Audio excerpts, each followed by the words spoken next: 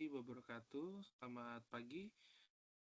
Izin memperkenalkan saya Adi Muhammad Yusuf, NIM 2402010724 dari Universitas Cyber Asia. Pada hari ini saya akan mempresentasikan analisis saya untuk mata kuliah Ekonomi Mikro dengan judul Analisis Kondisi Mikroekonomi pada tahun 2026. Izin saya share untuk presentasinya.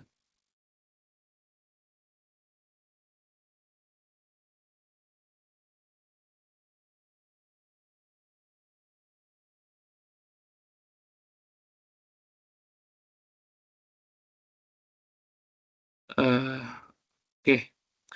Eh, Presentasi ini akan membahas tentang konteks ekonomi pada tahun 2026, isu-isu terkini, analisis penggunaan teori mikro dan dampaknya, serta saran kebijakan. Mari kita lanjutkan. Pendahuluan dan konteks ekonomi 2026. Di slide ini kita lihat konteks ekonomi di Indonesia pada tahun 2006 dari sisi makro. Kita lihat stabilitas pertumbuhannya untuk PDB diproyeksikan 5-5,5%. Inflasi terkendali di 2,5% plus minus 1%. Dan indikator fiskal menunjukkan ketahanan terhadap guncangan global. Namun ada paradoks di level mikro, yaitu tekanan biaya hidup pada rumah tangga kelas menengah bawah. UMKM menghadapi stagnan penjualan dan kenaikan biaya input, dan daya beli real tergerus oleh harga pangan yang persisten tinggi. Tujuan presentasi saya adalah untuk menganalisis ketimpangan antara data makro dan realitas mikro melalui lensa teori ekonomi untuk merumuskan solusi kebijakan yang inklusif. Untuk slide selanjutnya itu isu terkini, daya beli dan UMKM.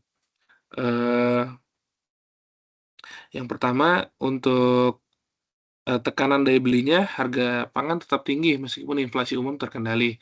Lalu kenaikan UMP 2006 belum memenuhi kebutuhan hidup layak atau KHL ya. Terus konsumsi rumah tangga 55-60% PDB menunjukkan tren melambat. Untuk tantangan operasional UMKM-nya, stagnan penjualan di tengah kenaikan biaya bahan baku, yaitu margin keuntungan menipis drastis. Lalu akses pembiayaan perbankan semakin selektif bagi usaha mikro. Seperti kutipan di Kompas pada 7 Januari 2026, stabilitas ekonomi tidak selalu hadir sebagai kemudahan bagi UMKM, lebih sering terasa sebagai tantangan untuk tetap bertahan.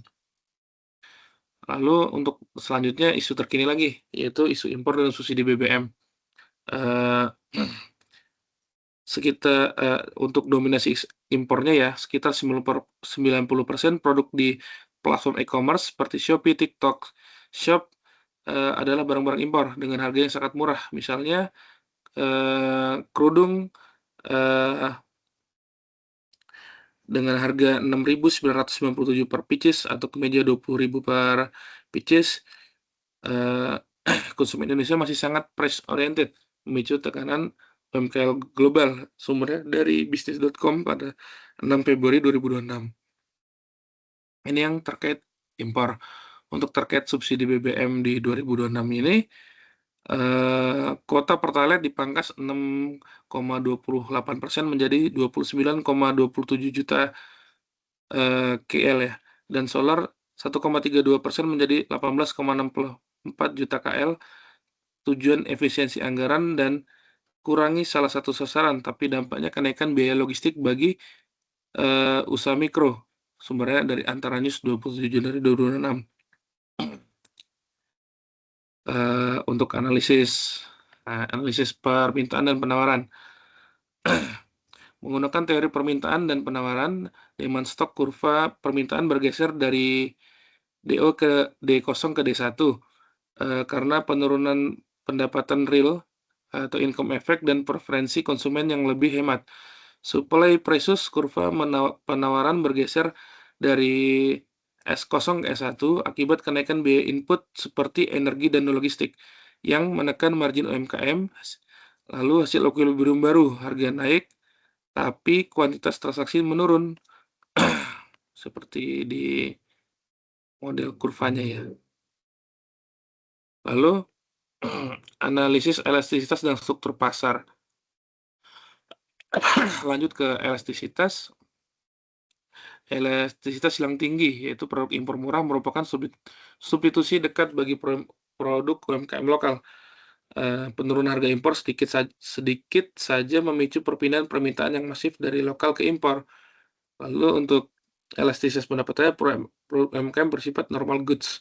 Penurunan pendapatan real masyarakat 2026 berdampak langsung pada penurunan kuantitas permintaan produk lokal. Untuk struktur pasarnya, persaingan monopolistik e-commerce dipenuhi banyak penjual dengan produk terdiferensiasi, namun hambatan masuk yang rendah bagi produk impor merusak keseimbangan pasar lokal. Untuk informasi asimetrisnya, konsumen kesulitan membedakan asal produk lokal atau impor. Tanpa tag yang jelas, keputusan pembeli hanya berdasarkan pada harga. Jadi ya itu, mana yang lebih murah itu yang laku. Untuk analisis kebijakan dan harga subsidi sebagai price selling. Subsidi BBM berfungsi menjaga harga di bawah keseimbangan pasar atau price selling. Trade off-nya menjaga daya beli versus beban fiskal APBN yang masif. Pemotongan kuota subsidi 2026 bertujuan mengurangi debt weight loss fiskal, namun berisiko menurunkan consumer surplus secara drastis jika tidak dibarengi kompensasi yang tepat sasaran, seperti di diagram. Lalu dampak ekonomi konsumen dan produsen. Dari sisi konsumen, yang pertama penurunan consumer surplus akibat harga pangan yang tetap tinggi, lalu perubahan pola konsumsi yang beralih ke produk impor yang murah, dan penurunan daya beli real meskipun inflasi makro terkendali. Dari sisi produsen atau UMKM-nya, penyusutan produser surplus karena margin laba yang tergerus, ketidakmampuan menaikkan harga jual di tengah persaingan barang impor, dan resiko penutupan usaha massal bagi UMKM dengan arus kas yang terbatas. Ancaman di industrial sektor mikro. Tanpa intervensi dominasi produk impor dan tekanan biaya produksi akan mematikan bisnis produksi lokal, mengubah Indonesia dari negara produsen menjadi sekedar eh, negara pasar konsumsi.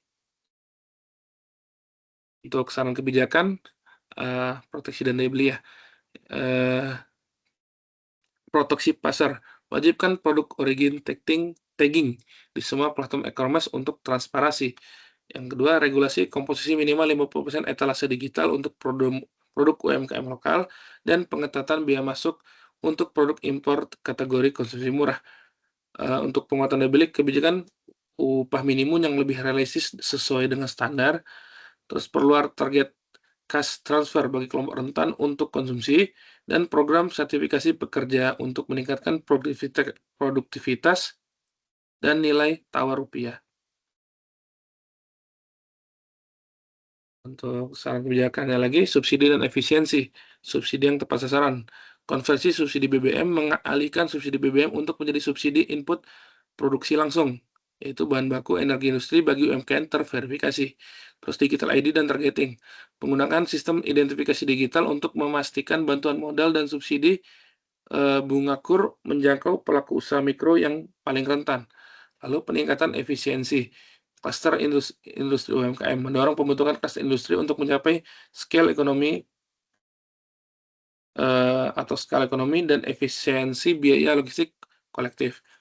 Lalu digitalisasi dan R&D, subsidi platform digital dan fasilitas inovasi produk untuk meningkatkan perceived quality produk lokal di mata konsumen. Kesimpulan dan urgensi kebijakannya.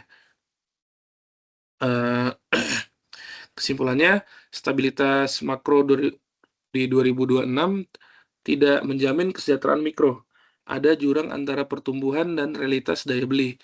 Akar masalahnya, daya beli yang lemah, tekanan biaya UMKM, dan dominasi impor. Urgensi intervensinya, pemerintah harus proteksi pasar, subsidi yang tepat, dan kuatkan daya saing UMKM untuk menjaga fondasi ekonomi. Seperti kutipan saya mengutip, kebangkitan UMKM sangat bergantung pada keberanian pemerintah mendorong daya beli masyarakat. Sekian presentasi dari saya. Untuk referensi saya mengambil sesuai dengan petunjuk soal, yaitu dari kompas.com, bisnis.com, antaranews, kontan.co.id, dan katadata.co.id. Sekian presentasi dari saya. Terima kasih.